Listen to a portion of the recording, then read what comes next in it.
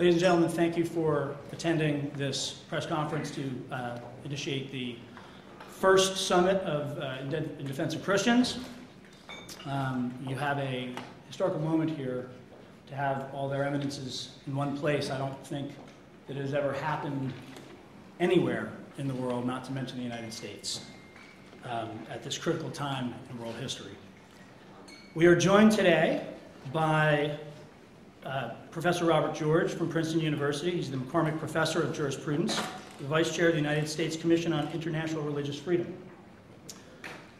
His Eminence Donald Cardinal Wuerl, Archbishop of Washington. His Eminence Leonardo Cardinal Sandri, Prefect of the Congregation for the Oriental Churches. His Eminence Patriarch Marbakara Boutros Cardinal Rai, Maronite Patriarch of Antioch and all the East. His Holiness Aram I Kishinian, Catholicus of the Armenian Church. His Beatitude Gregorius III, Patriarch of Antioch and the East, of Alexandria and Jerusalem.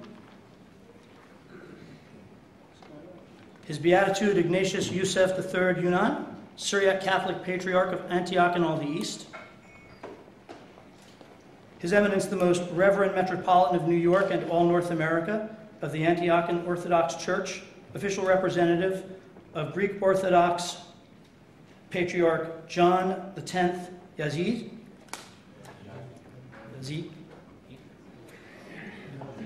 His Grace Bishop Angelos, General Bishop of the Coptic Orthodox Church of Alexandria, official representative of His Holiness Pope Tawadros II, the 118th Pope of Alexandria and Patriarch of all Africa on the Holy Apostolic See of St. Mark the Evangelist of the Coptic Orthodox Church of Alexandria. His Excellency Ibrahim, Bishop Emeritus of the Chaldean Eparchy of St. Thomas the Apostle, official representative of His Beatitude Luis Raphael Sacco I, Chaldean Catholic Patriarch of Babylon and the head of the Chaldean Catholic Church. The Honorable Jeff Fortenberry, Congressman of Nebraska from the United States House of Representatives. Nina Shea, the Director for the Center of Religious Freedom at the Hudson Institute. Robert A. Destro, Professor of Law at the Catholic University of America, Columbus School of Law. Nirmayan Riyad, Executive Director of the Coptic Orphans. Dr. Nabil Costa, representative of the President of the Supreme Council of the Evangelical Denomination in Syria and Lebanon and Vice President of the Baptist World Alliance. We will be hearing from several of these esteemed gentlemen and lady. We will start with Professor Robert George. Professor George.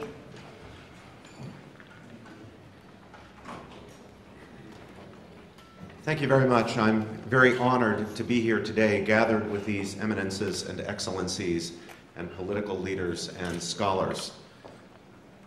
I congratulate this organization in defense of Christians for coming together to rise up to defend the Christian communities of all traditions across the Middle East. While it is an honor to be here today, I am saddened that we have to be here today.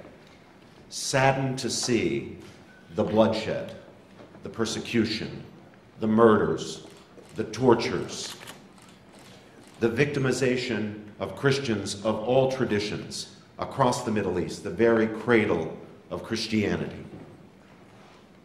Wherever we look, from Iran to Afghanistan, Pakistan, Iraq, Syria, Egypt, throughout the Middle East, we see the constant, the thing that doesn't vary, is the persecution of Christians. Christians are not alone among the persecuted, and we must stand for all the victims of religious persecution, because it's the fundamental right of every human being, irrespective of faith, to have religious freedom, the freedom to worship God as the person sees fit, in line with the person's conscience. And so, our heart goes out to other persecuted people, Jews, Baha'is, Zoroastrians, Yazidis, Muslims of different traditions. And yet the constant we see is the persecution of Christian people. I'm proud of these excellencies and eminences for the witness that they are giving by joining together here and there to raise the voice against persecution. I'm proud of the Christian communities who are suffering in the Middle East, but who will not yield their faith, who will bear witness even if it comes to martyrdom. As a Christian myself, whose own roots are in Middle Eastern Christianity, well, in a certain sense, all Christians have their roots in Middle Eastern Christianity. But in my case, in Syria and Lebanon, I'm proud of the Christian communities. But I wonder, where is the voice of Christianity, of Christians, in the affluent and powerful nations of the West? Where is the voice being raised on behalf of Middle Eastern Christians by my fellow American Christians and Christians in Europe? Yes, some have raised their voices, and they are to be congratulated. But too often this persecution goes on, and we hear nothing, no voices raised by Christians. Some of my Jewish friends have said to me that this is very perplexing to them, that the Christians, and they're very grateful that the Christians have done this, have raised their voice against anti-Semitism, which is now, of course, on the rise, even in places like Europe. But they're puzzled that Christians are silent about the persecution of their fellow Christians. Why is this? To some extent, it must be a kind of complacency that comes with wealth and power and affluence. We are happy, we are content, we are not persecuted, or not very much. And so we do not see the persecution of our brothers and of our sisters on the other side of town in the Middle East. But I worry that it's something deeper than that in the West. For there is a narrative in the West among an influential sector, the elite sector of our culture, in academia and the professional associations in journalism and elsewhere. There's a certain narrative uncritically believed, a false and pernicious narrative, according to which Christians are only persecutors and never persecuted, that they are only the victimizers and never the victims. This is abetted by a false picture of the history of Christianity, depicting Christianity as always in a persecutor mode. One need not whitewash the sins that have been committed in the name of the church by Christians, even by Christian leaders, in order to say that this is a terribly distorted picture of the history of Christianity, abetting a narrative that is indeed false and deeply pernicious. But my worry is not that the narrative exists in the minds of many who reject Christianity or religion or belief in God. It's that the narrative has too often been internalized by Christians themselves, so that they fear speaking out, lest they be confronted with the claim that Christians have no right to complain about persecution because their history has been one of persecuting. Or they fear that they will be accused of special pleading. But as the heads are being chopped off by ISIS and other criminals, as the tortures are occurring, as people are being buried alive, as women are being raped, as evil beyond imagining, genocidal evil is being done, we in the West must not worry about being accused of special pleading when we raise our voices on behalf of our Christian brothers and sisters. Our voices should be raised loudly every day. We should demand action from the heights, the commands of power in our own country, and the Christians of the Middle East should be left in no doubt that those of us who are their brothers and sisters in the Christian faith in America and throughout the West stand with them. Thank you, my brothers and sisters.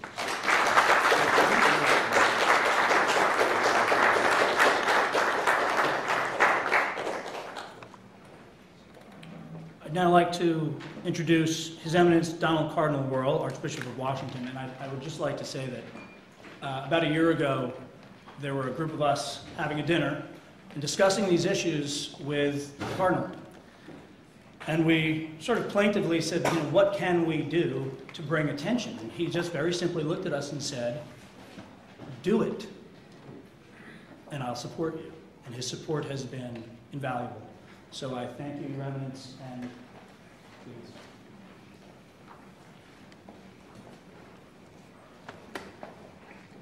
My brothers and sisters, distinguished guests, and members of the media, as you just heard, this whole idea began with a simple conversation around what is happening to our sisters and brothers in the Middle East. It's a great pleasure for me as Archbishop of Washington to welcome you, because what you see is the result of that conversation and subsequent conversations, and then the simple will, the will of all of these religious leaders here in this room, to stand together.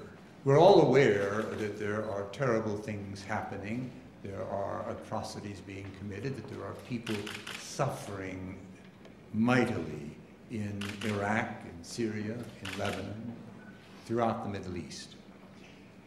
But how do you call attention in an age where so much is happening and things change so quickly and attention spans are so short?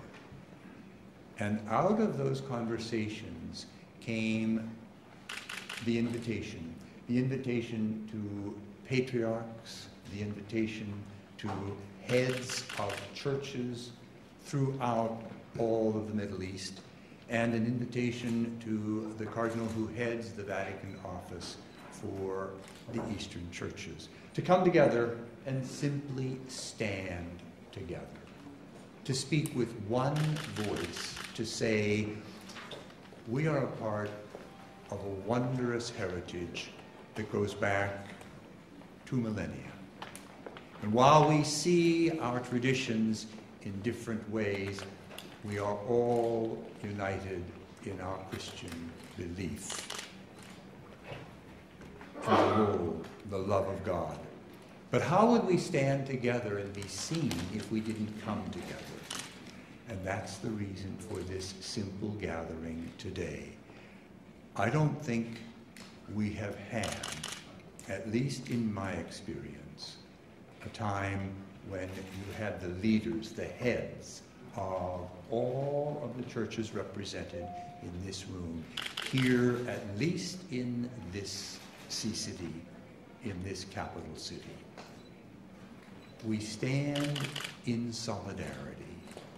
We stand with sisters and brothers who suffer. We stand in a solidarity that says, we are with you. We are with you in spirit. We are with you in purpose and resolve. I'm so pleased that our United States Catholic Conference of Bishops has taken such a lead in raising up what is happening in the Middle East. Not only verbally, but by calling upon the Catholic faithful to support financially relief efforts. But now we see here, and you hear from all of those who stand together in an embrace that says, with the suffering of sisters and brothers, we're one. Thank you for being here, and thank you for being a voice that will carry beyond this room into a far wider community. Our solidarity, your solidarity with those who suffer, will be our gift, our first gift to them. And so I simply say to everyone here, welcome to their eminences, to their beatitudes, to all who are here. Thank you. Thank you for the heroism of your ministry and life. Thank you for the beauty of your ministry and what you bring to your people every day. No one knows the sufferings of their people more than these leaders assembled here today. Our voice is a simple, unified voice. Please don't look away from what is happening. Please be aware. Please raise your voices. God bless you and thank you. Thank you. Good afternoon, all of you, especially the representative of the press. Thank you for your attention for the reality of the Middle East in these moments. And thank you for your attention to this summit in defense of Christians. I transmit you, to all of you, and through the press, to the Americans, the greetings and the blessings of His Holiness Pope Francis. This afternoon we will read the message that I received for this occasion. And I like to remember that 1 year ago, September 7, 2013, the Pope convoked the world to pray and fasten for peace. These are the arms of the Church: prayer and fast, penance. And I like to remind all of us to these two ways to convert the world to the world of peace and convivence. And in this sea, I like to repeat what this morning I read to the American bishops, the permanent committee of the Bishop Conference of the United States, these words. I think that here they have a very great importance and echo. Along with the preoccupation for the thousands of refugees chased from their houses on the plain of Nineveh, I have ever in mind the bishops and priests still in the hands of kidnappers in Syria, and now finding myself in the United States of America, I cannot but think of the journalists so brutally killed. May the Lord grant peace and eternal repose to them and to their families, consolation and hope. Thank you.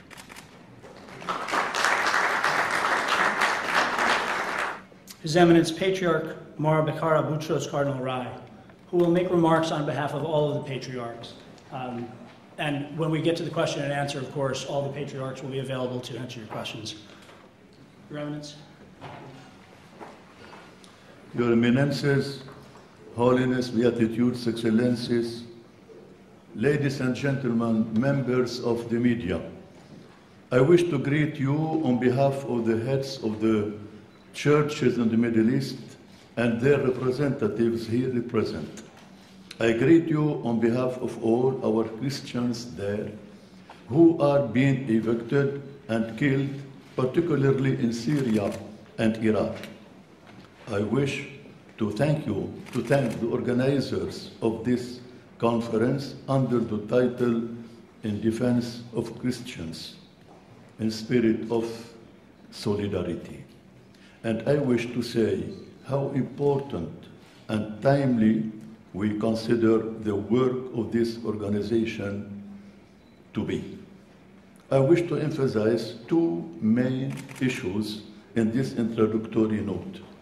First, the killing, eviction, and uprooting of Christians and other communities in Iraq and Syria by jihadist organizations. This is a phenomenon which deprives the countries of the Middle East of much of their spiritual, cultural effectiveness brought there by Christians. Two, the role of local authorities, Muslim religious leaders, and the international community in devising solutions to stop those barbaric attacks and get those Christians back to their homes and their land. Indeed, the Middle East is the birthplace of Christianity, and therefore those Christians have been in that part of the world for 2,000 years. In the past few weeks, they were evicted of their homes and their land, and are now facing the danger of being wiped out from the region altogether by the jihadists of the so-called Islamic State, Daesh. We, the heads of churches, visited them in Kurdistan a couple of weeks ago, where they took refuge, and we had a first-hand feeling of the great misery they are experiencing. Other small religious communities, also Yazidis and others, have been evicted and many of them killed and their women raped. By visiting them, we found out that around 120,000 Christians in Iraq, in Mosul, and in the villages of the plain of Nineveh were evicted by Daesh and were robbed to their money, their identifications papers, and all their possessions. The jihadists desecrated their churches and ransacked their homes and their monasteries, some of which are 1,500 years old. They were subjected to all kinds of harassment, and many of them killed. The expelling of Christians from the region will deprive those societies from a great cultural, social, economic, and religious wealth. For far too long, the world stood there watching those atrocities happen without lifting a finger to protect those people who were being deprived of their religious rights, their freedom, and their basic human rights, while their local government proved to be utterly incapable of defending the lives of its citizens. But things have been changing over the past couple of weeks, as we have seen the United States and Europe take more effective measures to remedy to the situation.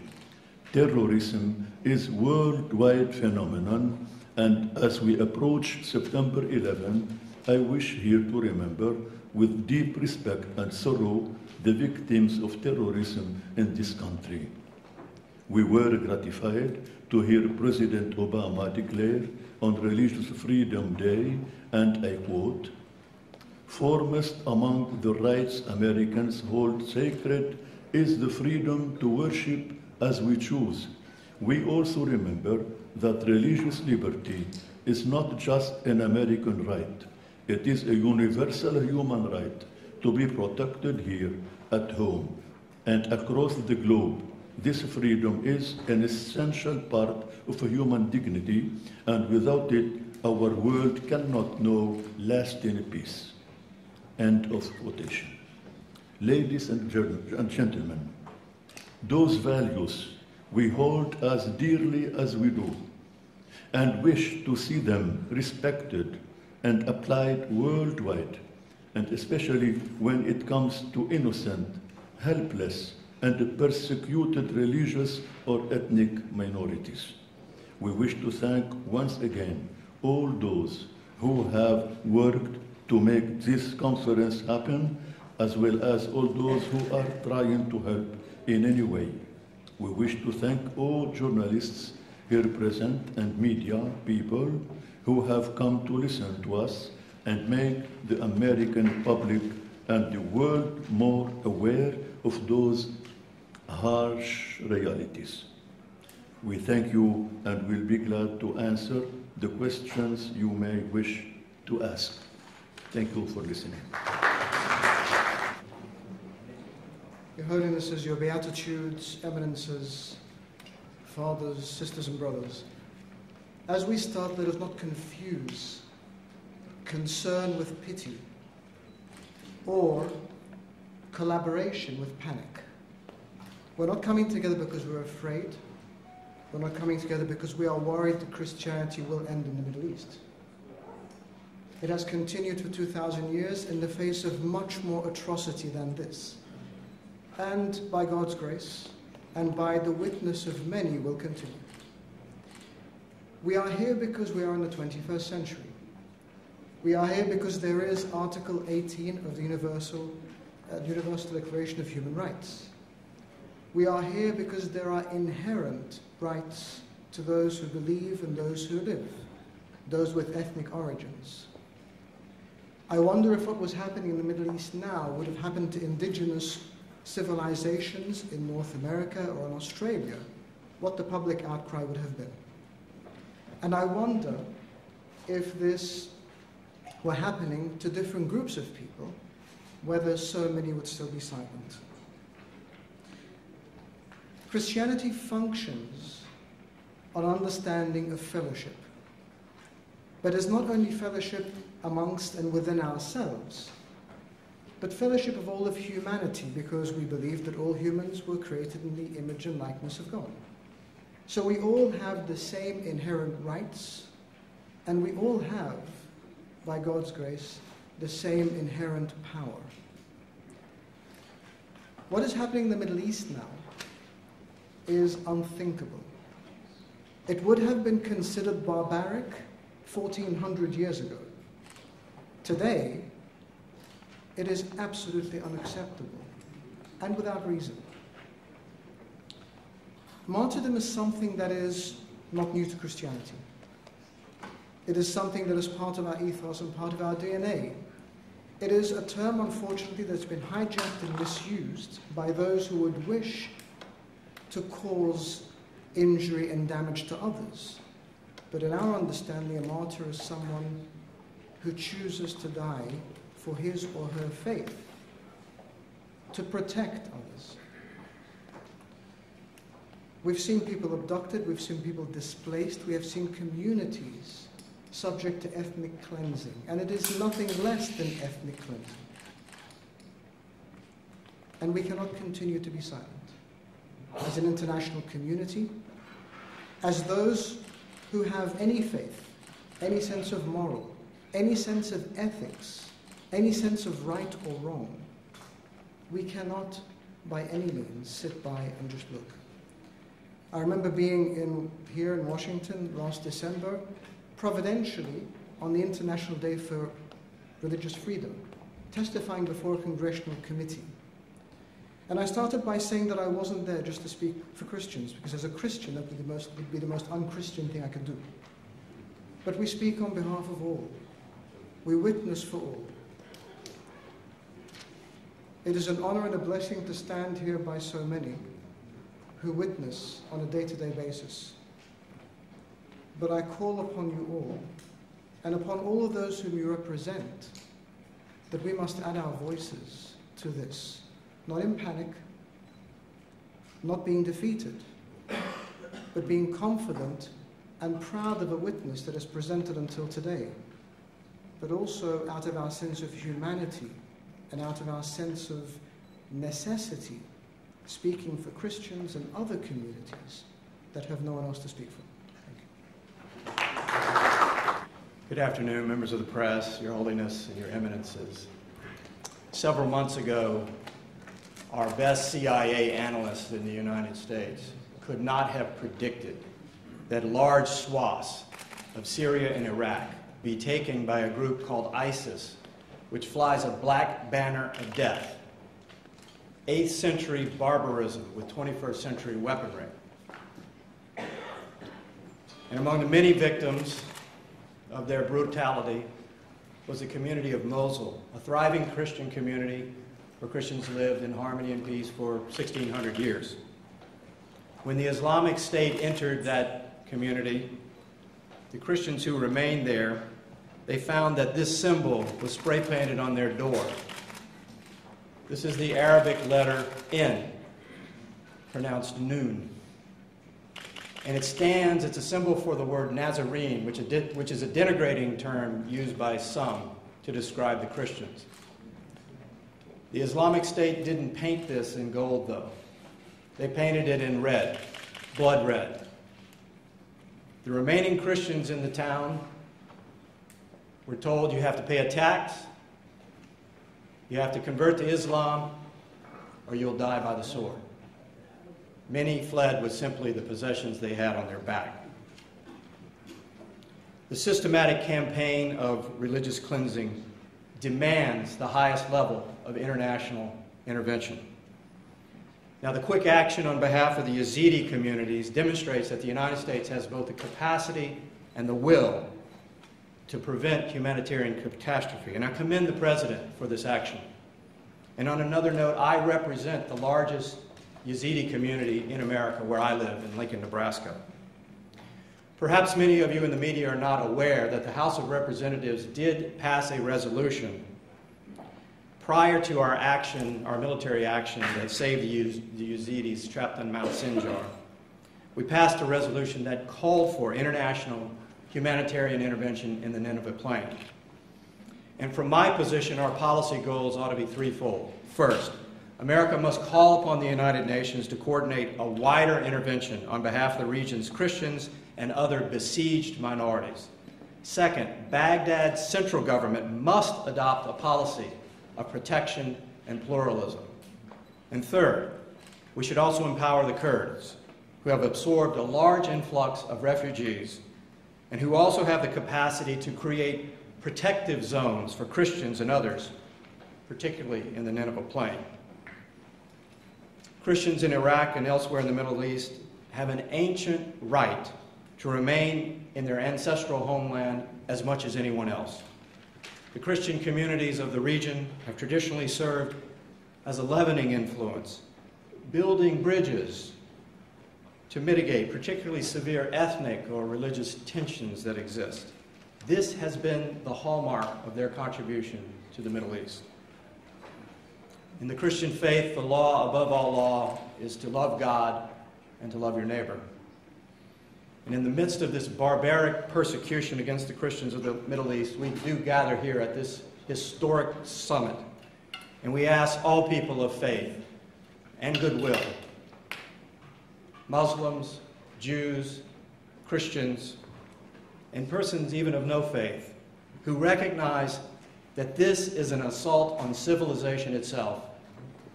We ask that they stand in solidarity with us. Thank you.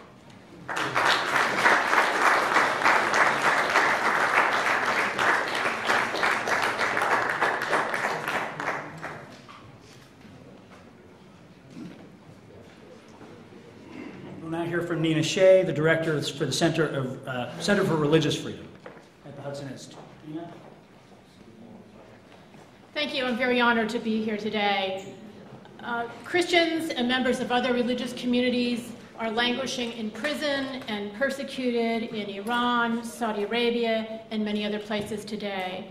But the worst example of religious persecution in the world today is no doubt occurring these past months in northern Iraq and Syria.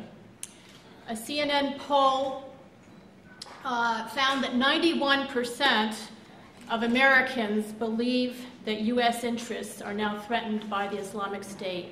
And those interests certainly include the fate of the Christians, the Yazidis, the Mandeans, and other defenseless communities in Iraq and Syria. There are human rights interests of Americans involved. This is what has been called an impending genocide, a cultural genocide, under the Islamic State's convert or die policy.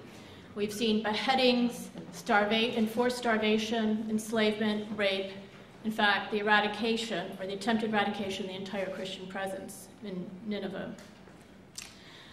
There's also national security interests. This is, the goal of ISIS is to end religious diversity at the cultural crossroads of the world. It is the end of intolerance and religious freedom. President Obama will address the nation about the Islamic State tomorrow night. I hope he will address, and I urge him to address, the plight of the displaced Christians in other communities. 6 years ago, the United States military carried out a surge that was hailed as successful in Iraq. However, it was not a success for religious freedom. During and after that time, 1 million Christians, up to 2/3 of their community, were driven out of Iraq. About 90% of the Mandias, many of the Yazidis were also driven out under persecution at that time from extremist groups. 70 churches were deliberately targeted and attacked. Thousands of Christians were taken hostage and held for ransom. Dora, a multicultural neighborhood in Baghdad, was religiously cleansed. Clergy were assassinated. Baghdad failed to protect these communities then, as they had failed in Nineveh last summer. We must learn from this. We must degrade and destroy the Islamic State. This is necessary, but it is not sufficient. Religious cleansing, cultural genocide must not be allowed to prevail. Last May, 300 American religious leaders signed a pledge in solidarity with the persecuted Christians of Iraq, Syria, and Egypt. And this conference continues that pledge. It is a step forward. I congratulate In Defense of Christians for this extremely timely conference. Thank you.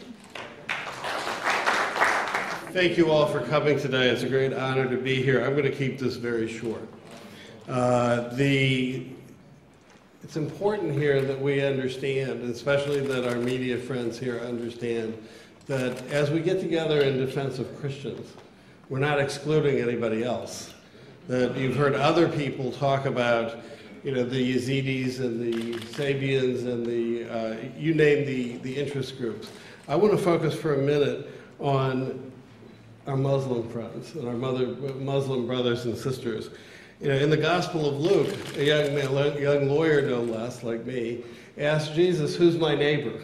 And we get the story of the Good Samaritan out of that. And what we need to understand is that what ISIS is doing is a fight for the soul of Islam, as much as it's a fight, to take over and hold territory. So what we need to be doing here is understanding that our Muslim friends are reeling just as badly as we are. Today, as we speak, a group of Muslim leaders is meeting among themselves on how to deal with this threat. And we need to be making common cause with them and with our Jewish brothers and sisters. And so what I'll leave you with, because I know you want to ask questions, is as all of you know, that our Muslim brothers and sisters respond first to what the Quran has to say. And in Surah 5, verses 67 to 69, it says, among other things, "O people of the book, you have no ground to stand upon unless you stand by the law and the gospel and all the revelation that has come from God." There is no revelation out there that says it's permissible to murder innocent people. And so we must understand that as a part of the strategy, I hope that President Obama announces tomorrow, that religion is a part of it. One of the reasons why the CIA was not able to see that ISIS was coming is because they don't pay attention to religion. It's just one of those things that's the cultural piece that Professor George was talking about. They don't pay attention. We need to pay attention now. Muslims are not our enemies. They're our friends and they're allies in this battle. So Muslim, Jews, and Christians need to come together, and there's plenty of strategy out there to treat these people not as the Islamic State that they want to be, but as the organized criminals that they are. Thank you. We'll now hear from Nermeen Riyad, the Executive Director of the Coptic Orphans.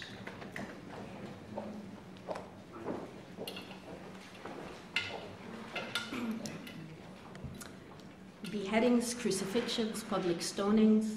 It's really unbelievable that in this 2014, Christians in the Middle East are faced with these primitive atrocities. More voice, more voice. More voice. Yeah, harder. But as we seek the answers to these questions, because a lot of us are asking, how can we defend the Christians? We can look to the era of Christ and how he lived. Christ too lived in a time of upheavals and armies marching, conquering, etc.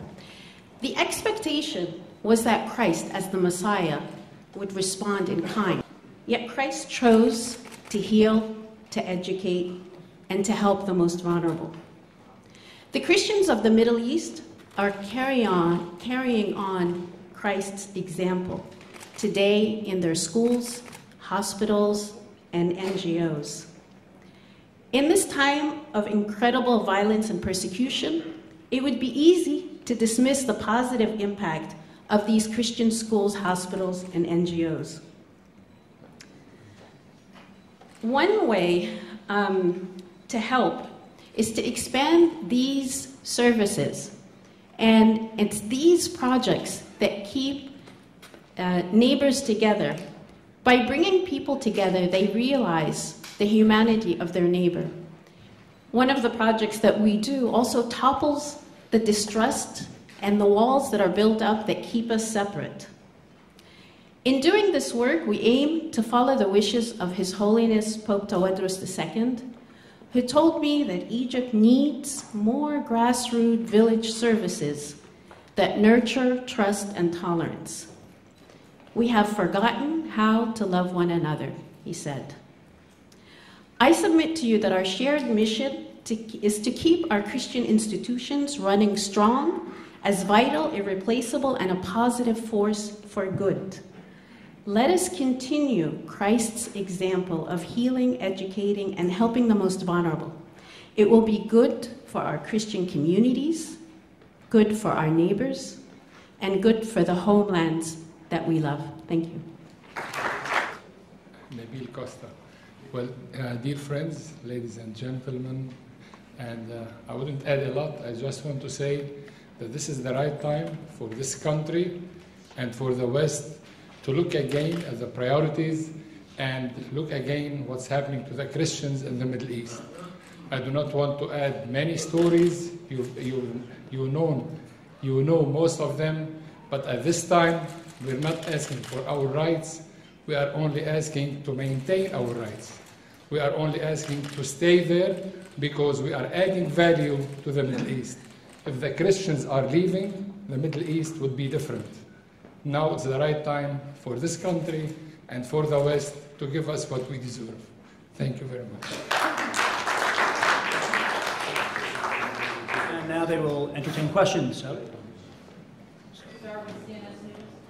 anyone want to say then what they hope President Obama will say tomorrow when it comes to this topic? Do you hope that he specifically brings up persecution of Christians as far as ISIS goes? What do you hope the President will say?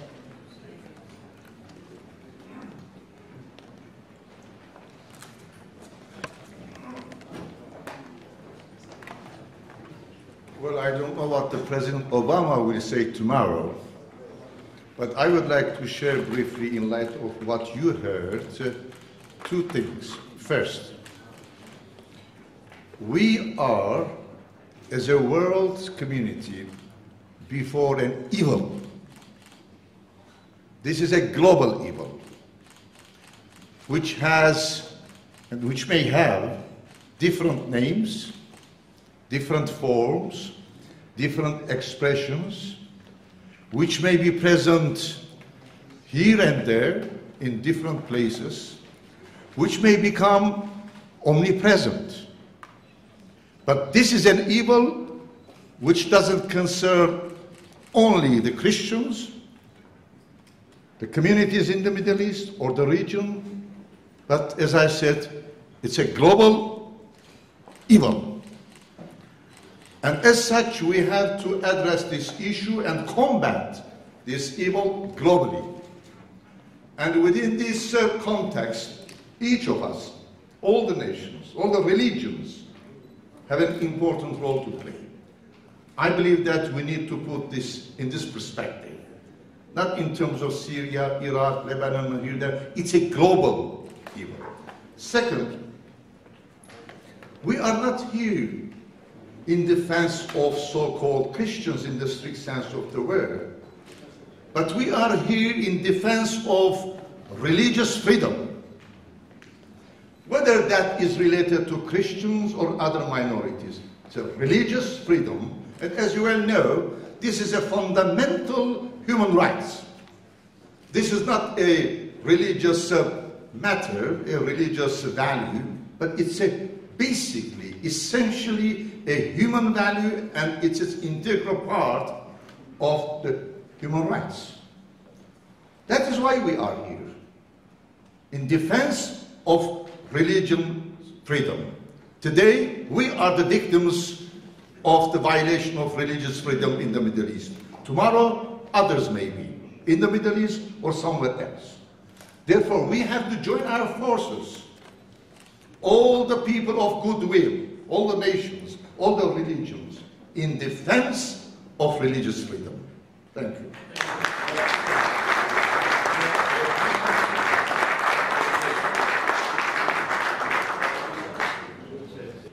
I'm sorry if I get too emotional, because I am the patriarch of Syriac Catholics, and in my community mostly live in Iraq. Those who have been evicted a month ago from the plain of Nineveh were mostly, almost all of them, Syriac Catholics, Syriac Orthodox, Chaldeans, and of course other religious community, ethnic community like the Yazidi, the Shabak, and the Turkmens. Now, of course, we are here to share in the defense of religious liberty, especially for Christians in the Middle East, and more especially in Iraq, where this attempted genocide is happening.